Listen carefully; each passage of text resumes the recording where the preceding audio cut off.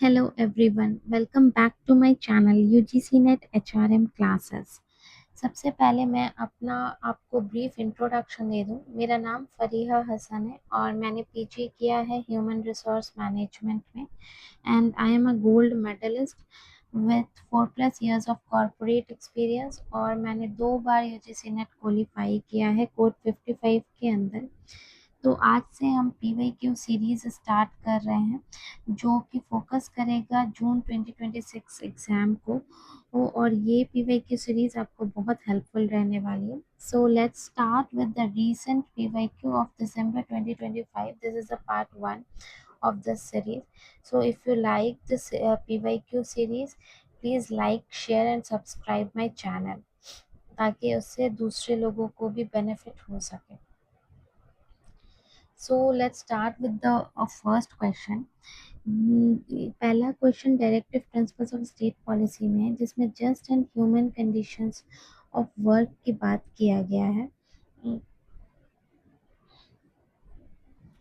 ये just and human condition of work आपका article 42 है। जहाँ भी ये जस्ट एंड ह्यूमन कंडीशन की बात आएगी वो आर्टिकल 42 में आ जाता है।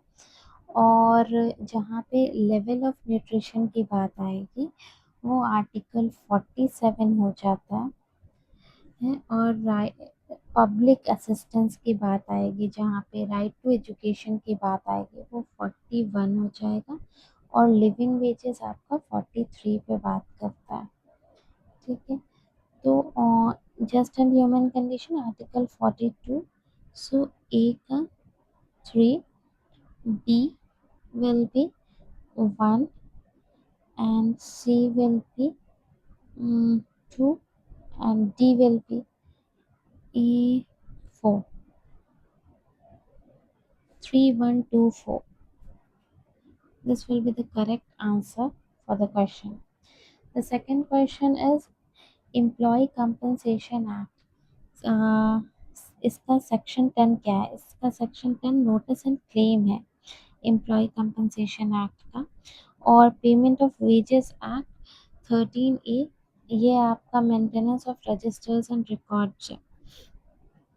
कौन से मिनिमम वेजेस है सेक्शन 11 वेजेस एंड काइंड। आप अगर कंफ्यूज हो रहे हो तो ये याद रखना, वेजेस इन काइंड के बाद मिनिमम वेजेस एक्ट में हुआ तो सी का तो 1 हो जाएगा। उससे आपका 2 ऑप्शन एलिमिनेट हो जाने वाला है। और ईपीएफ एक्ट के अंदर ही क्लेम होता है application for education from wages की बात होती है ईपीएफ एक्ट के अंदर। तो डी का 2 हो जाएगा। तो 4 will be the correct answers. यहाँ पे BOCW एक्ट के अंदर कौन लोग बेनिफिशियरीज होते हैं, तो इसके लिए मैक्स मिनिमम एज जो है वो 18 ईयर्स होना चाहिए। मैक्सिमम एज 58 बिलो 58 ईयर्स होना चाहिए। और 90 डेज वर्क किया होना चाहिए प्रीसीडिंग 12 मंथ्स में। तो उसके according A, B and D is the correct answer क्योंकि यहाँ पे 18 ईयर्स होगा, यहाँ पे 58 ईयर्स होगा ना। ऑफिसर्स ऑफ वेलफेयर कमिश्नर जो वेलफेयर वर्कर्स के वेलफेयर के लिए काम कर रहे हैं, mica, limestone, iron ore, manganese, ये सब इंडस्ट्रीज में उनके ऑफिस कहाँ कहाँ है? इलाहाबाद जबलपुर में है, अजमेर बेंगलुरु में भी है, कोलकाता झारखंड में भी है और भुवनेश्वर नागपुर हैदराबाद में, जम्मू और पटना में नहीं है। तो ABCD will be the correct answer. अब यहाँ पे आता है industrial standing order act sections के अकॉर्डिंग। तो सबसे पहले मैंने यहाँ पे सेक्शन भी मेंशन कर रखा है, ये आप याद कर लेना। Maybe next exam they can ask for the sections of this one. So सबसे पहले अगर कोई भी चीज़ स्टार्ट होती है उसके लिए हम सर्टिफिकेशन कराते हैं, ऐसे भी आप कर सकते हो। फिर वो ऑपरेशन में आती है, डेट ऑफ ऑपरेशन डिसाइड होता है कि कब से स्टार्ट होगा ये, उसके अकॉर्डिंग आप उसका ड्यूरेशन फिक्स होता है और उसको मॉडिफिकेशन की बात करते हैं। वंस उसका ड्यूरेशन फिक्स हो गया और मॉडिफिकेशन की बात हो गई, तब उसको रजिस्टर में मेंशन करते हैं उस स्टैंडिंग ऑर्डर को। एक बार रजिस्टर में मेंशन हुआ तब उसको डिस्प्ले करेंगे। ठीक है, so BAECD, I have already mentioned it. BAECD, I have already mentioned the answer here. Parent country nationals are the best people for assignment. तो पेरेंट कंट्री नेशनल वो एम्प्लॉयज़ होते हैं जो होम कंट्री से belong करते हैं, तो basically वो बहुत बेस्ट पीपल होते हैं क्योंकि स्पेशल स्किल्स होती है, एक्सपीरियंस होते हैं, प्लस वो कल्चर को अच्छे से समझते हैं कंपनी के और कोऑर्डिनेशन सही रखते हैं उसके अकॉर्डिंग। और यहाँ पे कह रहे हैं मे हैव डिफ़िकल्टी, बिल्कुल डिफ़िकल्टी होती है, लैंग्वेज बैरियर हो सकता है, कल्चरल डिफरेंसेस हो सकते हैं इस वजह से। लैंग्वेज बैरियर, कल्चरल डिफरेंसेस की वजह से डिफ़िकल्टी हो सकती है, इन्वायरमेंट की वजह से डिफ़िकल्टी होती है। बट अगर हम इन दोनों सेंटेंस के बीच में बिकॉज़ लगाएं कि पेरेंट कंट्री नेशनल को बेस्ट माना जाता है असाइनमेंट के लिए, उनके स्पेशल स्किल्स और एक्सपीरियंस के लिए। क्यों? क्योंकि डिफ़िकल्टी होती है उनको इसलिए बेस्ट माना जाता है? नहीं, क्योंकि वो कल्चर को अच्छे से समझते हैं, क्योंकि वो कोऑर्डिनेट अच्छे से कर पाते हैं, कंपनी के विज़न मिशन को प्रॉपर समझ के उसके अकॉर्डिंग, अपने कल्चर के अकॉर्डिंग वो काम करते हैं कंपनी कल्चर के, इसलिए। So both are correct, but R is not the correct explanation of assertion. Element of directing, ये बजटरी कंट्रोल हो जाएगा क्योंकि ये कंट्रोलिंग के अंदर आ जाता है।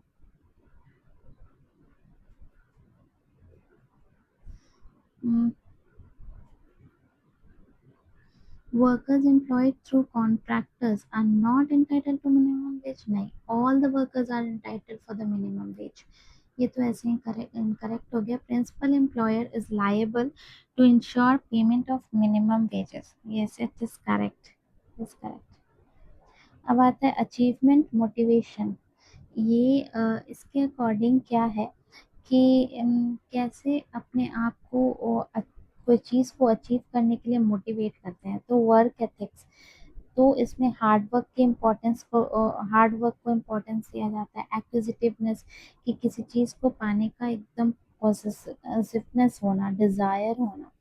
फिर उसके लिए आप अपने स्किल्स को डेवलप करते हो, एक्सेलेंट बनाते हो, दूसरों से कॉम्पिटिट करते हो, अपना स्टेटस, हायर स्टेटस अचीव करना होता है। परसूट ऑफ एक्सेलेंस मतलब बेस्ट परफॉर्मेंस देना होता है। तो ये सारे आ जाते हैं इसके अंदर। मैंने ये सब मेंशन भी कर दिया है नीचे, इसका मतलब।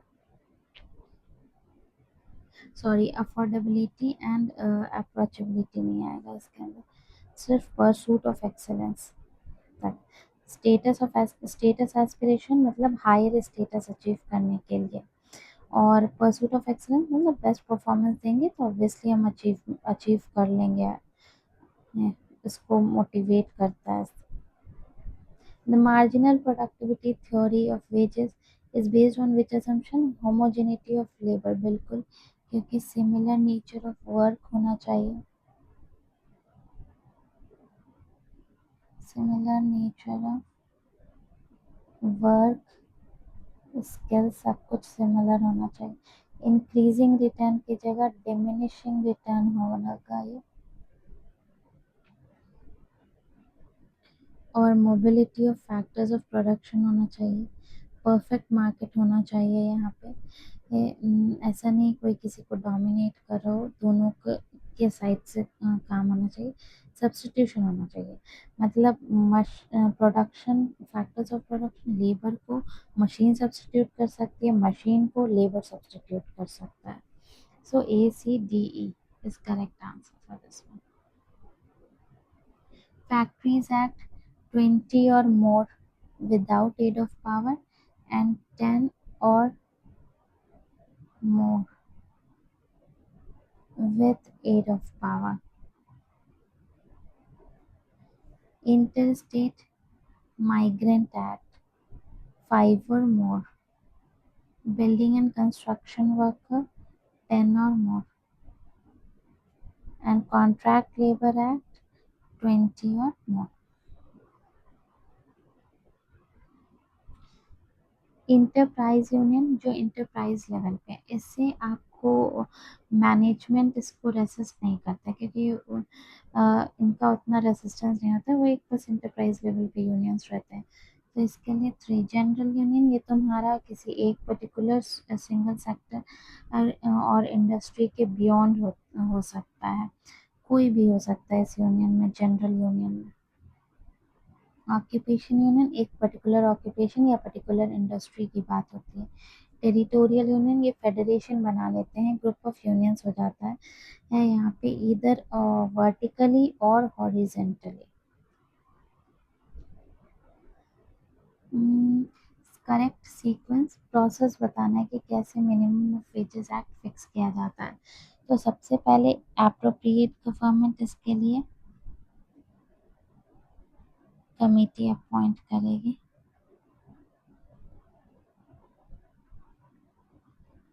एक बार कमेटी अपॉइंट हो गई तो गवर्नमेंट प्रपोजल पब्लिश करती है।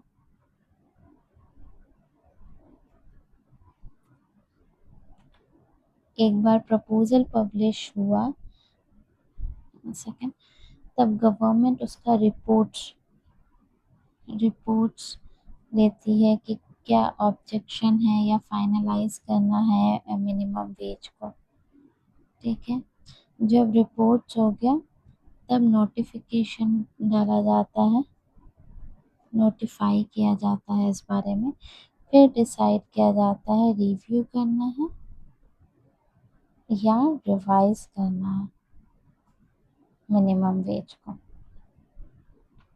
इम्पेरिकल केस अप्रोच, ये तुम्हारा एक्सपीरियंस के बेसिस पे, एक्सपेरिमेंट के बेसिस पे किया जाता है। तो ये कभी भी मैनेजमेंट का यूनिवर्सल टाइप थ्योरी है डेवलप नहीं कर सकता, मैनेजमेंट थ्योरी नहीं डेवलप कर। इंटरपर्सनल ये बिहेवियरल के बेसिस पे होता है, तो ये हमेशा इग्नोर करेगा प्लानिंग, ऑर्गेनाइजिंग, कंट्रोलिंग को। और सोशियो टेक्निकल, ये सोशल प्लस टेक्निकल पे काम करता है। तो ये ब्लू कॉलर वर्कर्स के लिए एम्फेसिस होता है इसका। और कॉन्टिजेंसी, ये एक पर्टिकुलर सिचुएशन को ऑब्जर्व करता है, तो सारे फैक्टर्स को कंसिडर नहीं कर सकता है। तो 3 हो जाएगा, 2 1 3 4 3 will be the correct answer.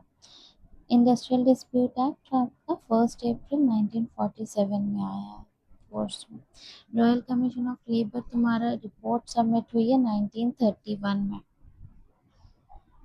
Licence faire, ये लाइसेंस फेयर सबसे पहले आया, इसमें गवर्नमेंट का इंटरवेंशन नहीं था, no government intervention, management strong था यहाँ पे। और फिर उसके बाद मैनेजमेंट को फादरली फिगर बता दिया गया कि ये बहुत फादरली फिगर है, इनको अपना टेक केयर करना है। यहाँ पे भी डिसीजन मेकिंग पावर जो है वो मैनेजमेंट के पास ही था। अब जब उसके बाद किसी तरह मैनेजमेंट को फोर्सफुली उन्हें ये बाईलैटरल रिलेशनशिप्स को एक्सेप्ट करना पड़ा। अब जब एक बार एक्सेप्ट हुआ यहाँ पे बायलैटरल रिलेशनशिप, तब यहाँ पे स्ट्रांग हुआ यूनियन, और वंस यूनियन स्ट्रांग हुआ तब उसको लेजिटिमेट कर दिया गया। सो AED BC will be the correct answer. Section 22 तुम्हारा सबसे पहले prohibition of strikes and lockouts हो गया। 23 उसके बाद जनरल प्रोहिबिशन की बात करता है। 24 तुम्हारा इलीगल स्ट्राइक्स और लॉकआउट्स की बात करता है। 25 फाइनेंशियल एड की बात करता है, जो नहीं देना है इलीगल स्ट्राइक्स और लॉकआउट्स को। 4 3 2 1। According to Dunlop system model के अकॉर्डिंग क्या क्या एलिमेंट्स हैं, इसको याद कर लो। ए, ACIR मतलब एक्टर, कॉन्टेक्स्ट, आइडियोलॉजी और रूल्स। एक्टर्स में हु आर इन्वॉल्व, कौन इन्वॉल्व है इसमें, इस इंडस्ट्रियल रिलेशन में? तो गवर्नमेंट, मैनेजमेंट और वर्कर मतलब यूनियन, यूनियन इन्वॉल्व होता है। कॉन्टेक्स्ट में हो जाएगा इन्वायरमेंट की बात, जैसे इन्वायरमेंट बहुत अफेक्ट करता है इंडस्ट्रियल रिलेशन को, market condition, power distribution in the society, ये टेक्नोलॉजी, ये सब अफेक्ट करता है। एक एग्जांपल ले लेते हैं, अगर रिसेशन आता है तो इंडस्ट्रियल रिलेशन भी अफेक्ट होता है, लेबर रिलेशंस अफेक्ट होता है। उसके बाद आइडियोलॉजी एक बिलीफ होता है, सबका वैल्यूज होता है, उसके अकॉर्डिंग एक्टर्स के बीच में शेयर्ड अंडरस्टैंडिंग होती है और काम चलता है। रूल्स, ये जो रूल्स एक्टर्स सब लोग मिलके एक आउटपुट देने के लिए ये रूल बनाया जाता है। तो यही है आपका Dunlop model. ABCD will be the correct answer. उसके बाद क्या है, ESI एक्ट। अच्छा, कहाँ एप्लीकेबल है? सबसे पहले ऐसे देख लो, स्केड्यूल्ड एम्प्लॉयमेंट की बात हुई है मिनिमम वेजेस एक्ट में, तो ये 1 हो जाएगा। तो डी का 1 ऐसे भी देख लो कि 1 यहीं पे आ जा रहा है। फिर भी अगर और देखना चाहिए, कंपनसेशन से देख लो, जहाँ भी हजार्डियस काम हो रहा है वहाँ पे कंपनसेशन की बात हो रही है, इंडस्ट्रियल एम्प्लॉयमेंट जहाँ पे ऐसा है, तो ये 3 हो जाएगा। पेमेंट ऑफ वेजेस तुम्हारा 24,000 पर मंथ के हिसाब से जो लोग ले रहे हैं उन पे ये होगा, तो ये 2 हो जाएगा। और रहा यहाँ EPF है 20+ जहाँ पे भी है, तो ये हो जाएगा 4। सो 4, 3, 2, 1 will be the correct answer. Factors जो इन्फ्लुएंस करते हैं सोशल लेबर लेजिस्लेशन को इंडिया में, तो इसको सबसे पहले ऐसे समझते हैं, कॉलोनियल रूल आया।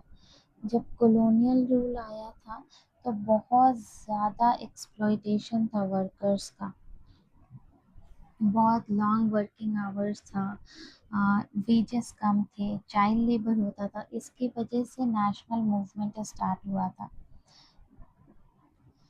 लोग इसके अगेंस्ट में खड़े हुए और एक नेशनल मूवमेंट स्टार्ट हुआ, जिसके वजह से प्रेशर बना और इंडियन कॉन्स्टिट्यूशन में रिफॉर्म्स लाने की बात किया जाने लगा।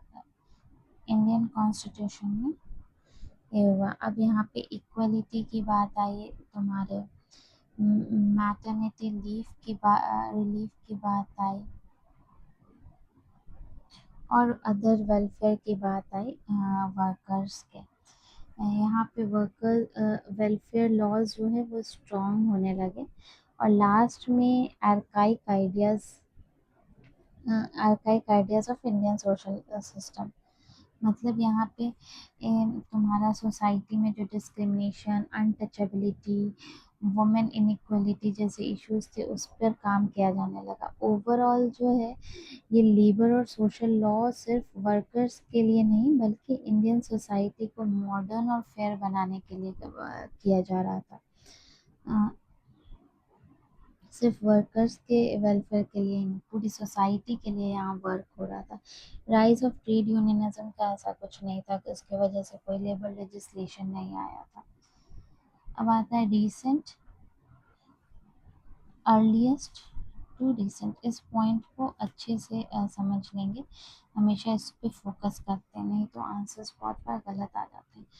फैक्ट्रीज एक्ट आया 1948 में, फिर कॉन्ट्रैक्ट लेबर एक्ट आया 1970 में, प्लांटेशन लेबर एक्ट आया 1951 में, और चाइल्ड लेबर एक्ट आया 1986 में, माइंस एक्ट आया 1952 में। इसके अकॉर्डिंग आप इसको अरेंज कर लेना। ये स्कीम्स है, इसमें तो क्या, प्रधानमंत्री रोजगार योजना 2016 में आया था और इपिक श्री भी 2016 में आया था, लेकिन आफ्टर प्रधानमंत्री रोजगार योजना के बाद आया था। उसके बाद आत्मनिर्भर भारत सबसे रीसेंट है 2020 का। नेशनल करियर सर्विस तुम्हारा 2015 में आया। श्रम सुविधा पोर्टल पोर्टल आपका आया है 2014 में।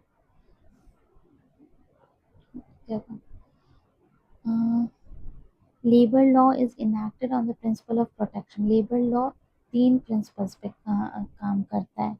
एक हो जाता है प्रोटेक्शन,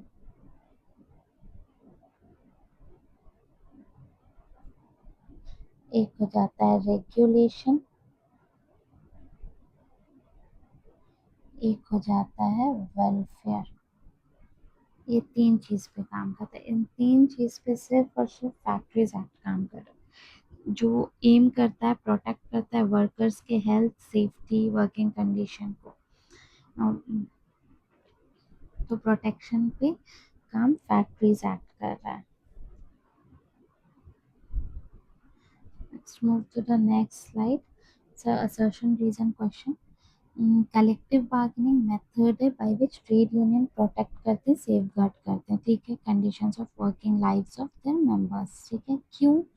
क्योंकि ये एक रिलेशनशिप है जिसके अंदर एम्प्लॉयमेंट नेगोशिएट किया जाता है और एम्प्लॉयर और दोनों एम्प्लॉयर और एम्प्लॉय जो है उसके ऊपर रेडी होते हैं। तो सही बात है, इसी वजह से प्रोटेक्ट हो पा रहा है, क्योंकि वहाँ पे नेगोशिएशन की बात हो रही है, दोनों एक दूसरे को वैल्यू दे रहे हैं, इसलिए। टफ गाय मैचो कल्चर, ये आपका डील और कैनेडी का दिया हुआ है, लेकिन इसके अंदर ऑर्गेनाइजेशन, 4 तरह के ऑर्गेनाइजेशनल कल्चर की बात की गई है, क्योंकि ये ऑर्गेनाइजेशन कल्चर है इसके अंदर, ठीक है। ये 2 पर्सपेक्टिव पे काम करता है, ये risk and feedback.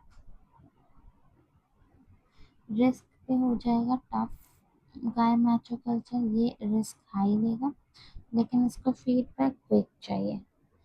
Work hard भी में भी रिस्क रिस्क लो रहेगा, बट फीडबैक भी क्विक चाहिए इसको। बेटर कंपनी कल्चर में भी रिस्क हाई, बट फीडबैक यहाँ स्लो आता है, और प्रोसेस करने में भी रिस्क लो, लेकिन फीडबैक फिर से स्लो ही रहता है, ये सब, ठीक है। जैसे प्रोसेस कल्चर में हो गया, रूल्स, प्रोसीड्योर्स या पेपर वर्क को इम्पोर्टेंस दिया जाता है, एम्प्लॉय प्रोसेस फॉलो करता है यहाँ पे। जैसे कि गवर्नमेंट ऑफिसर्स में काम रिस्क कम है और प्रोसेस भी बहुत स्लो चल रहा है, बैंक्स, इंश्योरेंस कंपनीज, ये सब जो है। बेटर कंपनी में हो जाता है, जैसे डिसीजन लेना है, ह्यूज इन्वेस्टमेंट करना है या नहीं करना है, उसका रिजल्ट आपको जो है वो बाद में आएगा, लेकिन रिस्क यहाँ पे बहुत ज़्यादा हाई होता है। जैसे कोई भी एयरक्राफ्ट कंपनी है, इसमें बहुत ज़्यादा इन्वेस्टमेंट होता है, लेकिन आपको बाद में पता चलेगा कि उसका फीडबैक कैसा है, बहुत बाद में। और वर्क हार्ड और ये कल्चर जो है, यहाँ पे टीम वर्क की बात होती है, यहाँ पे जो है आपको, सॉरी, टीम वर्क की बात होती है वर्क हार्ड कल्चर में। हार्ड वर्क के साथ काम करना, बेसिकली कस्टमर सर्विस वाले में, यहाँ पे रिस्क तो कम है, बट फीडबैक जल्दी रहता है। ये मैं एग्जांपल भी दे रही हूँ कि नेक्स्ट टाइम में भी अगर कुछ क्वेश्चंस ऐसा है, यहाँ पे आपको डिसीजन रिस्की होते हैं, लेकिन रिजल्ट आपको जल्दी पता चल जाता है, कंपटीशन रहता है बहुत ज़्यादा, जैसे कि एडवर्टाइजिंग में, मार्केटिंग में, स्पोर्ट्स में, एडवर्टाइजिंग, फिल्म इंडस्ट्री, इसमें भी आपको पता चल जाता है कि फीडबैक क्या है, बट रिस्क बहुत ज़्यादा हाई रहता है। यूनिटी ऑफ कमांड का मतलब होता है कि एक एम्प्लॉय को एक ही सुपीरियर से इंस्ट्रक्शन मिलना। तो इसके लिए आपको जो हायरार्की है वो ऑर्गेनाइज होना चाहिए अच्छे से, सुपरवाइजिंग होना चाहिए है, इसलिए ए और E, organizing and supervising is the correct answer for this, closely related यही तो।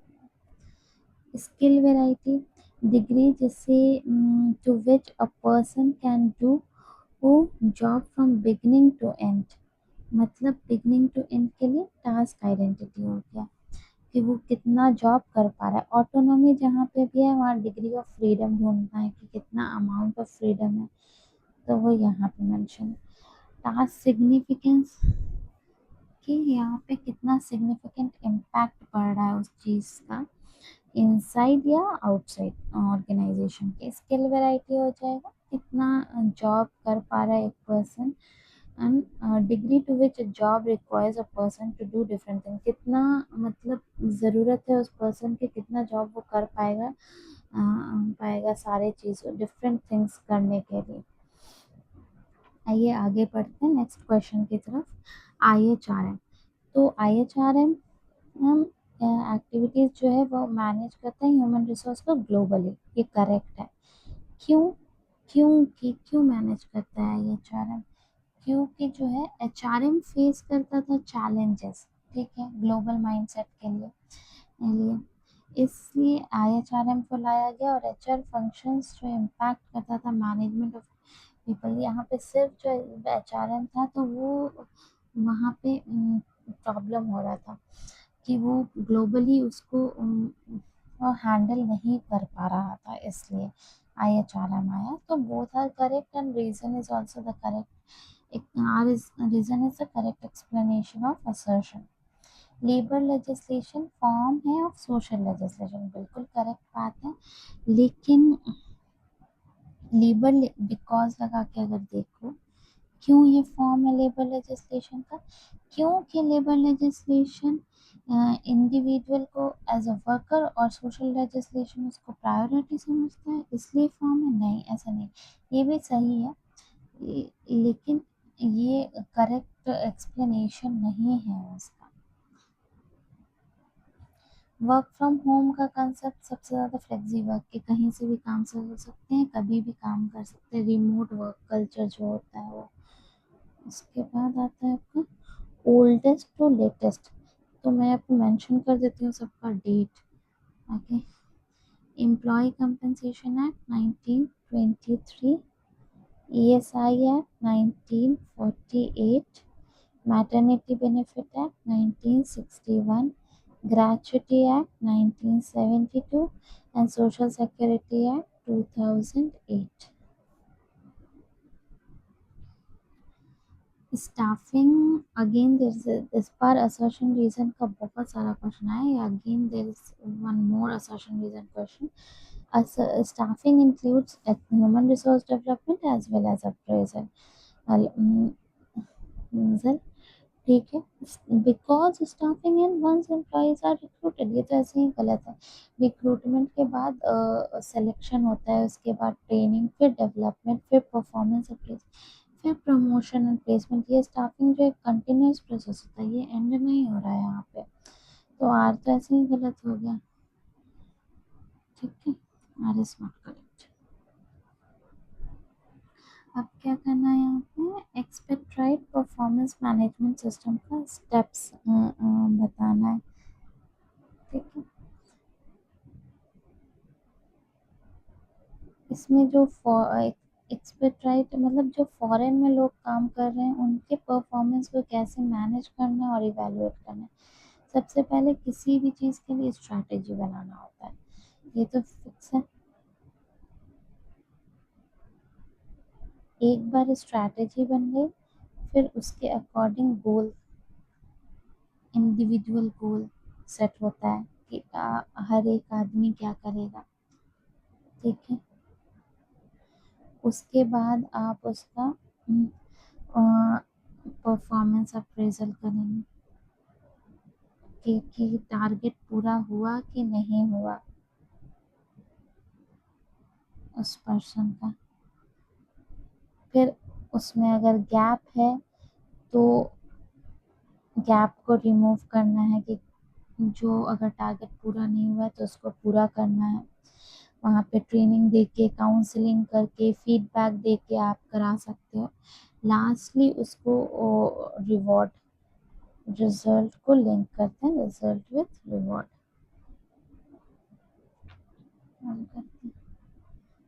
ऐसे भी अगर देखेंगे कोई भी चीज़, स्ट्रैटेजी, फिर इंडिविजुअल गोल, उसके बाद लास्ट वन रिवॉर्ड, तो लास्ट सी होगा। ऐसे भी ये ऐसे बाकी सारे ऐसे ही एलिमिनेट हो जाते हैं रिवॉर्ड वाले ही से। स्ट्रक्चरल अनएम्प्लॉयमेंट, ये टाइप्स ऑफ अनएम्प्लॉयमेंट दिया। स्ट्रक्चरल अनएम्प्लॉयमेंट स्किल मिसमैच की बात करता है, मिसमैच बिटवीन सफिशिएंटली स्किल्ड, तो एक का तो टू हो जाएगा। फ्रिक्शनल होता है जब एक जॉब छोड़ के आप दूसरे जॉब को ज्वाइन करने वाले हो, तो बीच का जो टाइम पीरियड आप अनएम्प्लॉयड रहे हो उसको फ्रिक्शनल कर कहते हैं। तो बी का थ्री, डिसगाइज्ड, मतलब आपकी जो है एक्सेस वर्कर है, आपका कंट्रीब्यूशन उसमें मार्जिनल प्रोडक्टिविटी कम हो, वो दिख नहीं रही है, तो वहाँ पे डिस्गाइज होता है। ये बेसिकली एग्रीकल्चर सेक्टर में बहुत ज़्यादा होता है, डिस्गाइज अनएम्प्लॉयमेंट। साइक्लिकल आपका रिसेशन की वजह से, इकोनॉमिक डिसइक्विलिब्रियम की वजह से होता है। Let's move to the next. This one is again assertion reason question. French and Raven identified referent power as one of the types of power क्योंकि उन्होंने 5 डिफरेंट टाइप्स ऑफ पावर दिया था and it's one of them. बिल्कुल सही बात है कि ये रेफरेंट पावर को as one of the types बताया गया है। ठीक है, और 5 डिफरेंट टाइप्स के पावर कौन से हैं ये मैं मेंशन कर देती हूँ यहाँ पे, ताकि नेक्स्ट टाइम अगर क्वेश्चन आए तो आप इसको कर लो। लेजिटिमेट पावर,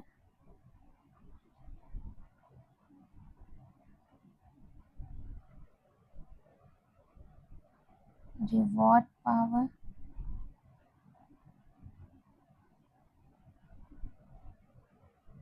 कोअर्सिव पावर,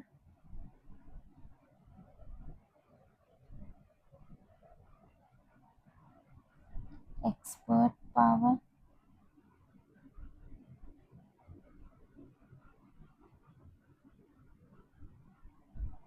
और रेफरेंट पावर।